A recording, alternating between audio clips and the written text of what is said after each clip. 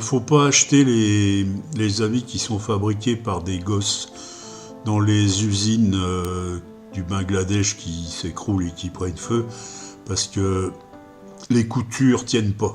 Ah non mais il a raison, clairement c'est de la camelote. Mesdames et messieurs, bonjour, bienvenue sur 12 Balek pour la 99e vidéo de la chaîne. On n'a jamais été aussi proche de la 100e puisque c'est la prochaine. Et je vous prépare un truc plutôt cool. Mais en fait ce sera pas pour la 100e, ce sera pour la 101 ou 102. J'aurai pas le temps de faire pour la 100e. Donc la 100e, en fait clairement ce sera un truc normal. Mais la 101 ou 102, là ça va envoyer un peu. Avant toute chose, je tiens à vous remercier du fond du cœur car j'ai enfin dépassé la barre des 200 000 abonnés. Yeah! Et ouais, 200 000 ma gueule, fais-en autant. Merci à toutes et à tous du fond du cœur. La chaîne a été créée il y a 6 ans maintenant et je ne me doutais pas quand j'aurais commencé la vidéo que la chaîne, un jour je pourrais...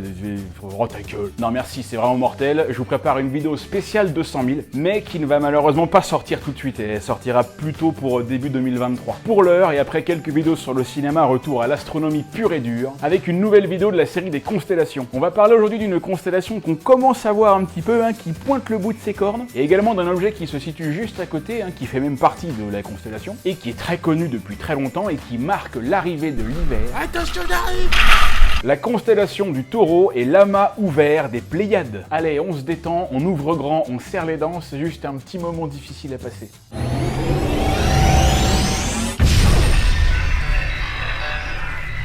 Au lever des Pléiades, fille d'Atlas, commençait la moisson. Les semailles à leur coucher, les semailles, oui, à leur coucher. Elle reste, on le sait, 40 nuits et 40 jours invisibles. Mais l'année poursuivant sa course, elle se met à réapparaître. Oh, quand on aiguise le fer, voici la loi des champs, aussi bien pour ceux qui habitent. Alors? Une seconde. Mais les gens attendent là. Oui, ils vont attendre. Près de la mer, pour ceux qui, dans le pli des vallons, sucent des gros chibres veineux. C'est quoi ça? Putain, mais c'est quoi ça? Mais vous faites chier là, remettez le texte là, mais remets le texte. Loin des flots houleux, vivent sur des grasses terres. Extrait du poème d'Hésiode, Les jours et les nuits, les travaux et les jours. Magnifique, bouleversant, sublime. Alors avant de commencer cette vidéo, laissez-moi vous introduire ces merveilleux magazines d'astronomie. De la marque Ciel et Espace. Ciel et Espace qui n'est pas un magazine de science, et plus ou moins, plus exactement d'astronomie. Astronomie qui est l'étude des astres. À l'intérieur de ce magazine, n'est-ce pas, vous pourrez trouver des feuilles de papier, qu'on appelle des pages, et toutes reliées entre elles par de la colle. On remarquera également que sur ces pages, il y a des mots, qui forment donc des phrases, et qui racontent une histoire. Il y a également des photos, des dessins, qui permettent de mieux comprendre l'histoire, des explications. Et quelles explications? Car il y en a toute une chier. Vous pourrez par exemple comprendre pourquoi il est intéressant de dévier un astéroïde. C'est Villain Bait qui nous arrive du fin fond de l'espace pour nous niquer la gueule. Tout est expliqué, tout est montré. Nous avons des documentaires, des reportages, des interviews, des cartes. Vous pourrez également trouver des hors-séries dans lesquelles beaucoup de sujets sont abordés, sous toutes les coutures. Et celles-là, elles tiennent, contrairement aux fringues du Bangladesh. On parle du programme Artemis et des prochains programmes, de la place de l'Europe dans les volabilités et autres missions spatiales vers Mars, Vénus ou Saturne. Mais par contre, on ne parle pas de comment fixer une tringle à rideau. Si l'abonnement à ce merveilleux magazine vous intéresse, eh bien en rentrant n'est-ce pas le code PARSEC20, vous pourrez obtenir 20% de réduction sur l'abonnement papier de 1 an ou 2 ans. Et en rentrant le code PARSEC30, vous pourrez obtenir 30% de réduction sur l'abonnement premium. Dépêchez-vous, il y en aura pour tout le monde. Merci beaucoup, Ciel et Espace. Le taureau est un animal plein de fougue, plein de vigueur et avec une énorme bite qui peut mesurer de 80 à 110 cm. Le pénis du taureau est de nature fibroélastique et comprend 3 parties: la racine, le corps et l'extrémité libre. Les testicules, quant à elles, ont une taille qui peut varier selon la saison, comme pour l'homme. Elles sont pour ma part beaucoup plus grosses en hiver, et elles peuvent peser jusqu'à 1,5 kg, toujours comme les miennes en hiver. Et l'hiver, justement, il arrive, il est à nos portes. Winter is coming, comme dirait l'autre. Et comment on le sait, ça? On le sait principalement grâce au calendrier. Il nous suffit de toucher notre écran de téléphone pour connaître la date. Mais avant, quand les téléphones n'existaient pas, quand même les calendriers n'existaient pas, comment qu'ils faisaient les hommes? Comment? Ils faisaient pas, c'est tout simplement. Ils en savaient rien, ils étaient dans la merde. Jusqu'au jour où il y a 3-4 types qui étaient à l'apéro et puis qui avaient un peu forcé sur le raisin, parce que de toute façon il y a bien que ça à foutre, c'est pour ça qu'on appelle ça la belle époque, et qui se sont mis à imaginer des formes dans le ciel en reliant les étoiles entre elles. Ici ils ont vu un aigle, là une baleine, ici une couronne et là un cygne. Moi j'aurais plutôt vu une paire de seins, mais bon c'est juste moi. Et ici, juste ici, ils ont vu, accrochez-vous bien, un taureau. Si, regardez. Là, les 2 étoiles, là, ça fait les cornes, là, comme ça. Ça c'est le corps, comme ça, voilà. Et voilà, là en bas vous avez les pieds. enfin les pattes, hein, comme ça. Bon, il y en a 4, donc les deux autres, on va les mettre là. Et là, voilà, ça c'est la queue, voilà. Et là, ça c'est la bite. Et en haut, là, c'est ce que c'est ça? Et ben ça c'est le fermier, tout simplement. Le fermier qui rentre un peu tout ce bétail, là. Parce qu'il y a des poules, il y a des cochons, il y a tout un tas de merde. Et oui, on appelle ça le fermier qui piste la foule. Bon, non, ouais, c'était pas un fermier, c'était Ptolémée, hein, qui a nommé à lui tout seul une cinquantaine de constellations. Et le taureau fait partie d'une des plus anciennes. Alors bon, si on reconnaît pas tout de suite, c'est parce que le taureau est pas représenté en entier, hein, dans le ciel. C'est comme pour Pégase d'ailleurs. C'est-à-dire que bon, les mecs, ça les arrangeait aussi, hein. Et, eux, ils te disent que ça ressemble à un taureau. Toi, tu dis non, ça ressemble à un taureau de que dalle. Et eux, ils te disent, mais si, mais c'est parce que c'est pas un taureau en entier. C'est pour ça. C'est parce qu'il y a que la tête et le corps. Le reste, on le voit pas. C'est pour ça, tu le vois pas tout de suite. Mais c'est bien un taureau. Et toi, tu dis, ah, d'accord, ouais. Ah oui, non, mais d'accord. Vous êtes quand même bien une bonne bande de tocards. Et là, Ptolémée dirait, oh, doudou, là. Bien sûr que non, ça ressemble pas à un taureau, mais bon, on en a rien à foutre, c'est pas la question. La vraie question, c'est que quand les mecs voyaient ça, ils savaient que winter is coming. Parce que tous les ans, c'était la même chose. Tous les ans, c'est le cycle des saisons. Le printemps, l'été, l'automne, l'hiver, le printemps, les arbres, les feuilles, l'eau, le temps, la vie, la mort, l'amour, les MST, le sida, et toutes ces choses merveilleuses. En tout cas, ça annonçait le retour du froid, quoi. Par exemple, les Yakoutes et certains peuples d'Asie, donc déjà l'Asie, tu sais qu'il y a 2 chances sur 3 pour que ce soit de la grosse connerie, ils pensaient qu'au milieu des Pléiades, il y avait un trou et que c'est par là que venait le froid. C'est-à-dire que ça pourrait venir de n'importe où ailleurs, hein. Mais non, eux, ils pensaient que ça venait de là. J'aimerais tellement être à cette époque-là, au moment où le mec, il annonce ça devant tout le monde, pour voir s'il est sérieux ou pas. Sans déconner, est-ce que le mec pense vraiment ça au moment où il émet l'hypothèse? À votre avis? Je sais pas, parce que ça pourrait très bien être un mec qui raconte juste une connerie comme ça pour se marrer, mais les gens sont tellement teubés que tout le monde y croit, et après, il est dans la merde parce que son idée, elle a pris, alors qu'au départ, lui, il disait juste une connerie comme ça, quoi. En fait, ça, c'est un peu le point de départ de toutes les croyances, hein, quand tu regardes bien. Enfin bon, les étoiles et les constellations, c'est vraiment un truc qui rythme les saisons, et ça, c'est pas les croyances. Prenez les Pléiades, par exemple. Les Pléiades, à l'époque, c'était un truc un peu de ouf. Et aujourd'hui, on en a plus rien à foutre. Bah, vous en avez quelque chose à foutre, vous, des Pléiades? Bien sûr que non. Bah, c'est normal. Et avant, quand les Apple Watch n'existaient pas, bah, les gens, ils se servaient des Pléiades pour se dire, tiens, là, il est temps de branler le taureau, parce que là, la jument, elle est en période d'ovulation, là. C'est le moment de l'inséminer, là. La jument. Quoi? Bah un taureau c'est plutôt avec une vache normalement mais... Bon, tu sais, c'est des mammifères, hein, ça passe. Hein. Bon, Gilbert, tu vas branler le taureau, là? Oui, j'y vais, à tout de suite. A few moments later. Alors, Gilbert, t'as récupéré la semence? Bah non, j'ai tout bu, il en reste plus une goutte là. Putain, c'est pas possible, ça. Mais comment on va faire pour mettre la vache enceinte, maintenant? Va encore falloir que je m'y colle. Bon, on va me chercher l'escabeau. Alors, la constellation du taureau, qu'est-ce à dire? Enfin, je veux dire, enfin, on va regarder. Alors bon, là, il y a une planète, hein. Une étoile. Une étoile, oui. Alors, donc ça, c'est la Terre. Non, Aldébaran. Aldébaran? Oui. Ah, c'est marrant. Ah, c'est marrant, Aldébaran. Qu'est-ce que c'est, Aldébaran? Bah c'est l'étoile principale de la constellation du taureau. Voilà. Donc ça, c'est l'étoile principale de la constellation du taureau. Ouais, non, mais j'ai pas super révisé pour cette vidéo. Ouais, c'est clair, et ça se voit à peine. Ouais, bah en même temps, j'en ai rien à foutre. Je préférerais regarder Netflix. Je regarderais les Chevaliers du Zodiaque, quand Seiya, le chevalier Pégase, affronte Aldébaran, le chevalier d'or du taureau. Donc la constellation du taureau est une constellation qu'on voit au début de l'hiver, c'est-à-dire fin octobre, début novembre. Donc on est vraiment au tout début de l'hiver. Hein. Il est même pas encore bien arrivé d'ailleurs. Et on la voit vraiment mieux en janvier, février, mars. Enfin, c'est pas qu'on la voit mieux, c'est qu'on la voit plus tôt. Voilà, on n'est pas obligé de se coucher à minuit pour la voir. Souvent on peut la voir, mais plus tard. Et alors pour la connaître, c'est marrant parce que c'est encore un des trucs où, tu sais, quand tu le sais, bah, c'est hyper facile en fait, et ça devient même logique. Alors qu'en vrai, je peux vous assurer que j'ai retourné le problème dans tous les sens, et il n'y a aucune putain de logique là-dedans. Un peu comme sur la chaîne de Gontran H. Mais par contre, ça est évidemment toujours très dur de s'y retrouver quand on ne connaît pas. Lorsque vous aurez repéré la grande ours, vous tracez un trait vers la droite, et vous y êtes. Pas compliqué. Alors, en fait, si, ça dépend de l'heure. Parce que des fois, c'est pas du tout sur la droite, hein. Des fois, ce sera en haut, en bas ou à gauche. Non, je crois que la technique la plus facile pour repérer le taureau, est lever les yeux au ciel et chercher une tache floue dans le ciel. Une tache floue, voilà, une espèce de tache, hein, voilà. Et si vous avez une bonne vue, vous pourriez même distinguer 2-3 étoiles à l'intérieur. Regardez vers l'est plutôt, parce que c'est un peu par là qu'elle est en ce moment. Et normalement, vous la trouverez. Voilà. Sauf si vous habitez dans le nord, évidemment, parce qu'il y aura des nuages et vous verrez rien. Ah oui, mais les nuages dans le nord, ils ont pris l'abonnement à vie, hein, puis tu peux pas résilier le contrat. Sans déconner, pourquoi vous descendez pas dans le sud, les mecs? Je l'ai bien fait, moi, et sa mère que je le regrette pas. Oui, mais non, Marseille, ça craint, c'est sale. Oui, c'est sûr que Paris, c'est beaucoup plus propre. Et vous savez quoi? Pas de problème. Dites ce que vous voulez sur cette bien belle ville de Marseille. En attendant, moi, aujourd'hui, j'étais en t-shirt, il faisait chaud, je transpirais comme une pute dans une église. T'as amené une pute dans une église?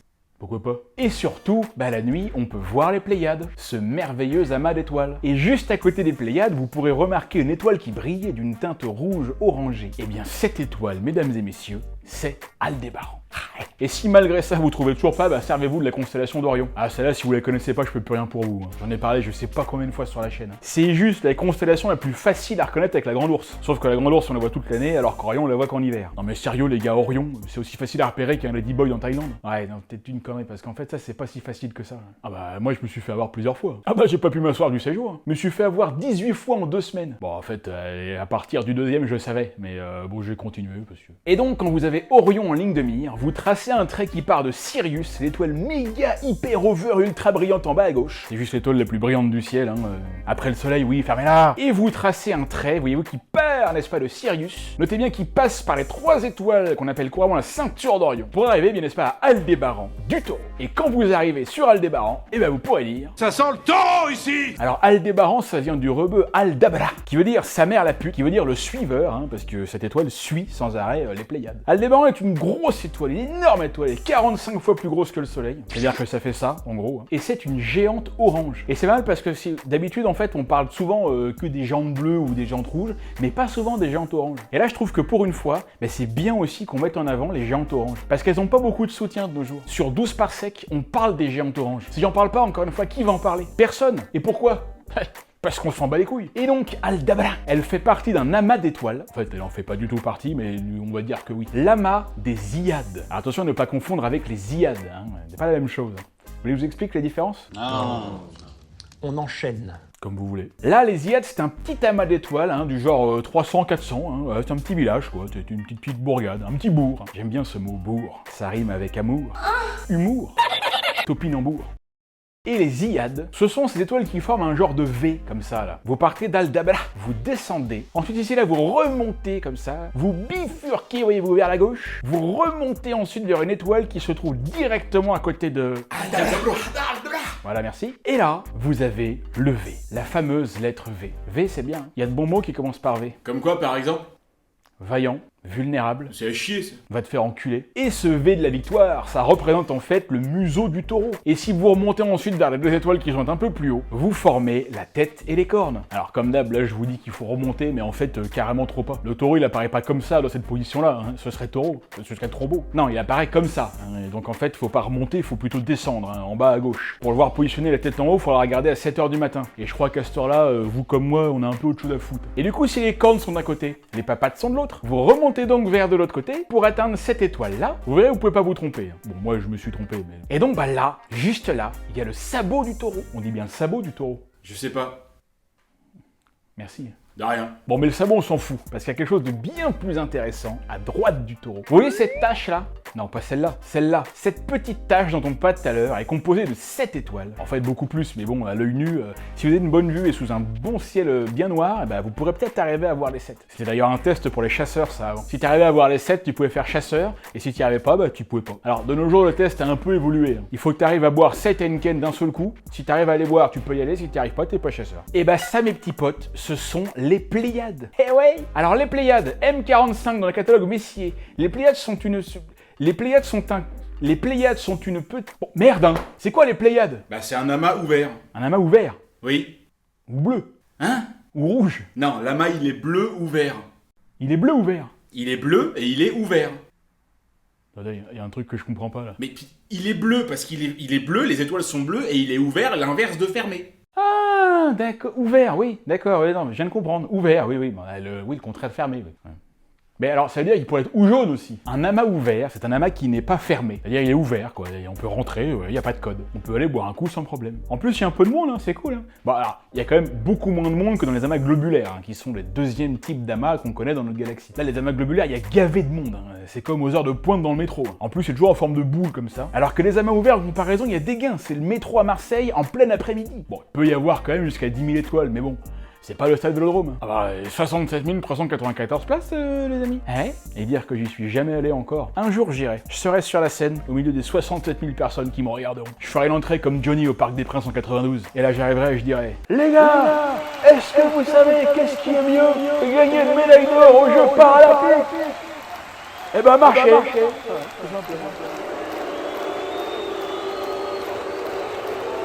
N'empêche qu'avec mes 200 000 abonnés, je l'ai rempli 3 fois, moi, le stade Vélodrome. Et je viens de au milieu de la pelouse avec ma Subaru WRX S4. Parce que ça déchire, ça, comme bagnole. Vous avez vu le logo au milieu, là? Ça vous rappelle pas quelque chose, ça? On dirait pas, par exemple, je sais pas, hein, complètement au hasard, mais les Pléiades? Bah non, pas vraiment. Non? Non, pas du tout. Eh bah si, connard. Le logo de la marque japonaise Subaru, c'est les Pléiades, putain. Et pourquoi? Mystère. Non, c'est pas du tout un mystère, c'est parce que Subaru, ça veut dire les Pléiades en japonais. Enfin, c'est le nom japonais des Pléiades, vous avez compris. C'est pour ça que leur logo, c'est les 7 étoiles. Et c'est accessoirement aussi comme ça que s'appelle le plus gros télescope japonais à Hawaï, au sommet du Mauna Kea. Mauna Kea. Putain, ça défonce quand même comme logo pour une marque de bagnole, non? C'est quand même autre chose que le S de merde de Suzuki, là. De toute façon, moi, je roule pas en Suzuki, puisque je suis pas un Suzuki. Spécial caisse dédié à Dylan. Je roule en Yamaha. Je roule pas en Suzuki, parce que je suis pas un Suzuki. Bip, bip, bip. Alors les Pléiades, c'est un truc qui, comme on le précise il y a de cela quelques instants seulement, est connu depuis bien avant l'Antiquité. Depuis bien avant Jésus-Christ, notre sauveur, bientôt ressuscité. Ah si, c'est pour bientôt, hein. Préparez-vous. Hein. On va quand même commencer l'apéro sans lui, parce que des fois qu'il tarde un peu. Et donc les Pléiades, bah c'est vrai que commence à dater les mémères. Les 7 sœurs qu'on les appelle. Enfin, on les appelle de plein de manières différentes, mais... Puis d'ailleurs, elles sont pas du tout 7. 7, c'est ce qu'on peut voir à l'œil nu. Et encore, en général, c'est plutôt 6 que 7. Il y en a une qui est un petit peu pas là. Enfin, elle est là, si, elle est là. Mais avec une simple paire de jumelles, vous verrez beaucoup plus d'étoiles. C'est magnifique, faites-le. Prenez une petite paire de jumelles, pointez-la vers les Pléiades, vous allez kiffer. Les Hébreux et les Aztèques disaient que c'était une poule avec ses poussins. On appelait donc les Pléiades la poussinière. Parce qu'il y avait plein de poussis. les shiny poussis. Les poussis des 7 sœurs. J'aime bien, moi, ça. Bah, forcément, ça laisse un peu rêveur. Hein. Moi, je me disais, est-ce que par exemple, ça pourrait pas représenter... Vous savez, le groupe Simorelli, les 6 chanteuses sœurs américaines, là, dont on aimerait bien voir les poussy. Enfin, je veux dire les étoiles, parce que ce sont des stars, tu vois, comme là-bas. Non, en fait, leur vrai nom, bien sûr, oui, c'est leur vrai nom. C'est Alcyone, la plus brillante, Mérope, Electra, Séléno, Maya, Tégète et Astérope, toutes filles d'Atlas et Pléione, le papounet et la mamounette qui les surveillent. Parce qu'ils vont encore faire n'importe quoi. Elles vont ramener des mecs à la maison, elles vont tomber enceintes, et les mecs vont se barrer comme des vieux lâches, comme d'habitude, et c'est encore les parents qui vont casquer. Surveillez vos gosses, hein. Ça, Atlas et Pléione, ils l'ont bien compris. Hein. Et puis alors Alcyone, là, la plus brillante de toutes, comment elle se la raconte celle-là? Sous prétexte que madame est 2000 fois plus brillante que le soleil, elle croit qu'elle peut sortir en boîte avec tous les mecs qu'elle veut, c'est ça? Et moi je peux te dire que c'est mort, tu rentres à la maison à minuit 10. Non mais parce qu'elles sont encore jeunes, hein. Environ 100 millions d'années seulement. Je vous rappelle que le soleil a bientôt 5 milliards d'années. Hein. Donc elles sont très jeunes, hein. Voilà, ce sont des petites jeunes filles quoi. Elles sont encore liées par la gravité. Et vous voyez tout ce gaz autour là, et tout le gaz, la poussière, là. Bah ça normalement ça veut dire que les étoiles sont encore jeunes. Et que le gaz fait partie de la nébuleuse qui les a créées et qui s'est même pas encore dispersée tellement qu'elles sont jeunes. Bon, enfin, sauf que là, non. C'est ce qu'on pensait au début, mais en fait, il s'est avéré que non, la nébuleuse qui est là, qu'on appelle la nébuleuse de Mérope, parce qu'elle est éclairée exclusivement par l'étoile Mérope, en fait, elle a juste rien à voir avec l'amas, elle est là, comme ça. C'était un hasard. C'est une belle coïncidence. Hein. Ou pas, d'ailleurs. Peut-être qu'on ne le saura jamais. Mystère. D'ailleurs, alors, moi, il y a un truc qui me dérange un peu, c'est que cette nébuleuse, elle a été découverte par un Allemand à Marseille. Enfin, en tout cas, c'est ce que j'ai lu. Alors, à Marseille, c'est génial, mais...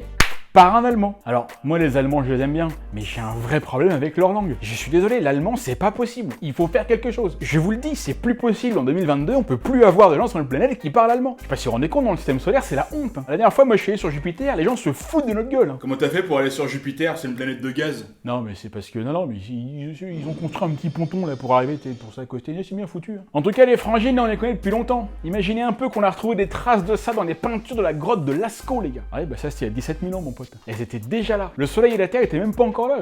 Ils ont que 6000 ans. Mais la grotte, ouais. Et les mecs ont dessiné un taureau avec les Pléiades à côté. Alors, qui c'est qui a dit que ça ressemblait à un taureau en premier? Les hommes de Cro-Magnon ou Ptolémée, là? Faudrait savoir. Alors bon, la vérité, c'est qu'on sait pas trop si les paléolithiques man, ils avaient vraiment vu un taureau dans le ciel. Peut-être que c'était juste un hasard parce que, au niveau des peintures, ils foutaient des taureaux dans tous les coins. Mais bon. Avouez que la coïncidence est quand même étrange. Un taureau juste ici, avec en dessous de l'œil d'autres petits points qui pourraient représenter les Iades, et les Pléiades juste au-dessus, exactement comme la constellation. Vous savez ce que j'en dis, moi? Mystère. Pour moi, ce sont des balivernes. Je sais bien, mon cher Hagrid, je sais bien. Tu avais toujours de sages paroles, et tu es parti rejoindre les étoiles. Merci pour tout, cher Robbie Coltrane. Mais il y a un truc un peu plus intéressant. Et pourquoi je dis que c'est plus intéressant? Ben, parce que je fais ce que je veux. Première chose. Mais surtout parce que les Pléiades, on les retrouve sur le disque de Nebra, qui date quand même de 1600 ans avant Jean-Christophe. Vous voyez, là, ça, c'est une pizza. Hein, là, il y a une banane. Ça doit être un genre de concombre moisi. C'est ce que m'a dit ma meuf quand on s'est retrouvé au lit la première fois. Et ça, ma gueule, ça, c'est les Pléiades. C'est quand même la plus ancienne représentation concrète d'une observation astronomique. Je vous parle pas d'une pauvre carte du ciel pourrie. Bon, c'est en l'occurrence, si, c'est un peu une carte du ciel pourrie. Ah, mais bon, ça prouve qu'il y avait déjà des mecs qui levaient les yeux au ciel il y a plus de 3600 ans. Et certainement bien avant encore. Bah, évidemment, bien avant. La grotte de Lascaux, il y a 17 000 ans. Oui, non, c'est vrai. Il est con.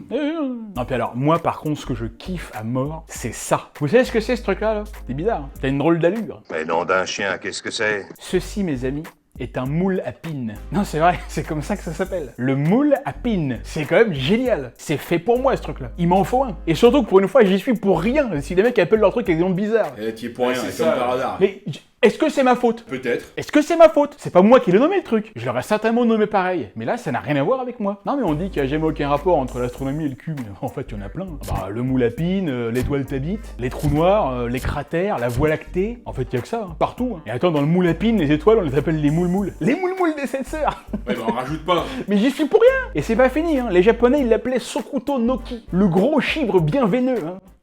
Non, bon, ça c'est pas vrai, ça c'est moi qui ai inventé. En tout cas, je peux vous jurer que le jour où j'ouvre une boutique avec des goodies 12 par sec, vous pouvez être sûr que le moule à pine sera un objet phare de la boutique. D'ailleurs, dites-moi ce que vous en pensez dans les commentaires. Est-ce que ça vous intéresserait si j'ouvre une boutique avec des trucs 12 par sec? Et le moule à pine est donc un texte majeur de l'astronomie mésopotamienne qui date de 700 avant Jean-Charles et qui liste 66 constellations, dont les Pléiades. Tout ça pour dire, messieurs, dames, que c'est génial. Que quand on regarde les étoiles, on ne se doute pas des trucs de ouf qui se passent là-haut. Et chaque chose qu'on voit a une histoire, une signification. Et le passé nous raconte les différentes interprétations des peuples de cette planète. Avant, on pensait que c'était des colombes ou des poussins. Et aujourd'hui, la science nous permet de comprendre que ce sont des étoiles jeunes qui débutent, qui commencent leur vie. Car on les a appelées les 7 sœurs sans savoir que ce sont vraiment des sœurs. Toutes nées au même moment, au même endroit, dans la même nébuleuse. Et qui, dans quelques 250 millions d'années, se disperseront aux 4 vents. Et iront chacune vivre leur vie. Comme on peut déjà le voir avec l'amas des Hyades juste en dessous. Qui est plus vieux et qui nous donne déjà à voir des étoiles qui ont commencé leur grand voyage, qui ont pris la route vers le grand mystère, et qui l'ont prise seule. C'est l'aventure de la vie. Je ne connais pas l'aventure plus passionnante que celle-là. Moi non plus, mamie, moi non plus. Et voilà.